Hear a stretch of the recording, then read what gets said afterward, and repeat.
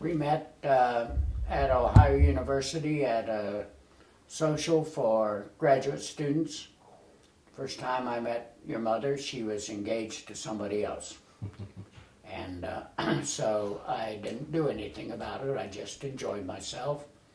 The second time we met, she was not wearing the engagement ring anymore, so I approached her and she agreed to go out on a date with me. The date was to a football game. And we were double dating with another couple.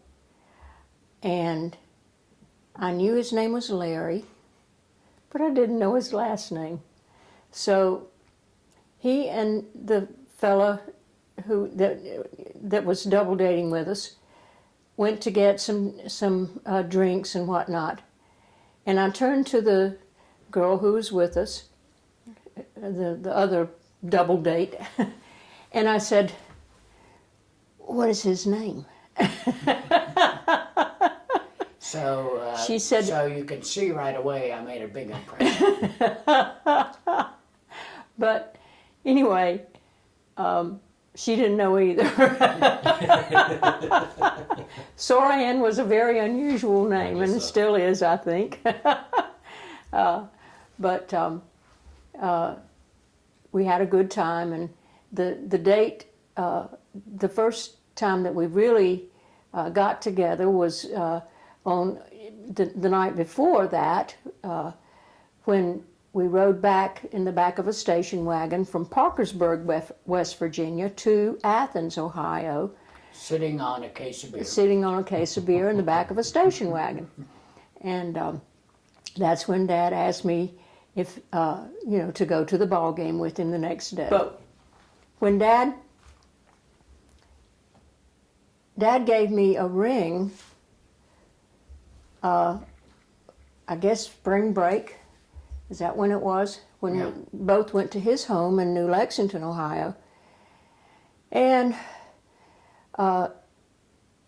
it's this ring right here. But anyway, I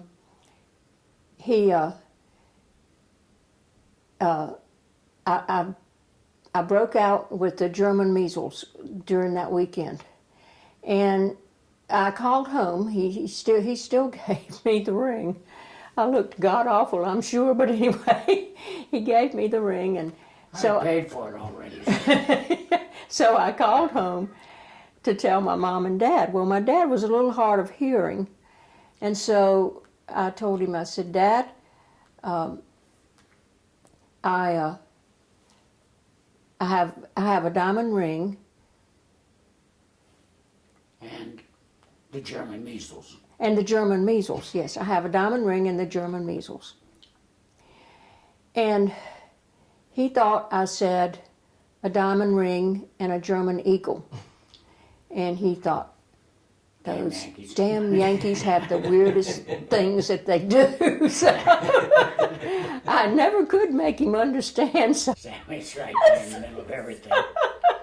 One story, I went to, while she was doing her work in zoology, she had a chemistry class where she had to give a lecture on a certain...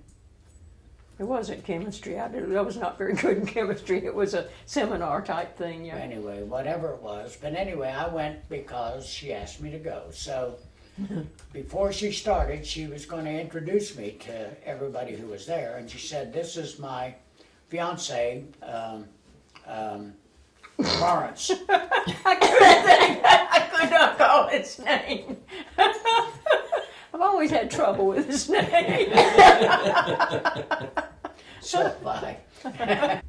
Did I tell you about the time I threw your Uncle David onto the coffee table? I don't think so. Well, Mother and Dad had gone off somewhere for the weekend, and we had a babysitter, which was usually one of our cousins who stayed with us while they were gone. And as usual in our family, when you get bored, you fight.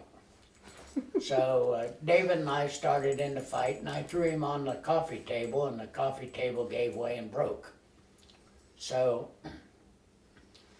Mother and Dad were due back the same day, so when they got back, I ran out and quickly told Mother and Dad that I had broken the coffee table, and because they had just come off of a weekend without us, they were very sympathetic, and they said, "Oh, that's okay.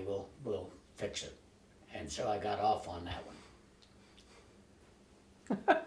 Your Uncle Dan was riding me around the front porch, which was on South Main Street, in a wagon. I was going around and around and around, and I flew out of the wagon. There were these brick pillars on the front porch, and I hit the corner of one and cut my head open, so I had to go get some stitches in my head. Brian, who always gets stitches in his head, gets it honestly. I can remember the house that I lived in through most of my childhood sat on the corner of the house that's there now.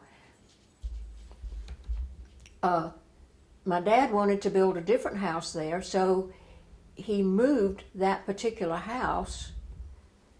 They put it on logs and went down the street with it and put it on another lot. So I grew up kind of in that house. I think I was a sophomore or junior in high school when we lived in the house that you all know as my home place. But I remember those, that house on those logs and rolling it down the street. What they did was they got logs under it, Uh-huh. and then as soon as the house cleared the last log, they took it up and put it on the front. Yeah, put it So on the they were other. always moving logs, so they were rolling They didn't the house down. put it on a truck or anything like they do now. But Well, it was only going a half a block. well, yeah, I know that. But and I lived very close to school. I always walked to school. I think I was about a block and a half away. My grandfather Griffin had founded the school, and he also had named the town for Oliver Wendell Holmes. I'm sure you know that story. The question is, what did I want you to be? Mm-hmm. I wanted you to be the same thing that I wanted Larry to be, Jonathan to be, and Brian to be. I wanted you to be happy. Yes. Because nothing else really matters. What makes you happiest? Having everybody home. I mean, it's a hassle, and it's a, it's a, what do you call it, chaos. But it's what makes me happiest is to have everybody home, gathered around the kitchen, gathered around the table. But it makes me happy to see you all here and the banter that goes on. I enjoy that. I really enjoy that. I sometimes, while I'm fixing dinner and look over at the TV, I think of you and Brian sitting there. I don't remember the name of that program where it had the little figures that always made the wisecracks about the films. Do you know what that was? Yeah. Science theater. Yeah. Yeah. Mm-hmm. And you and Brian would sit there and make all these comments, just like I can see the backs of your head sitting there. What I want most of all is for all of you to get along and to accept each other for who and what you are.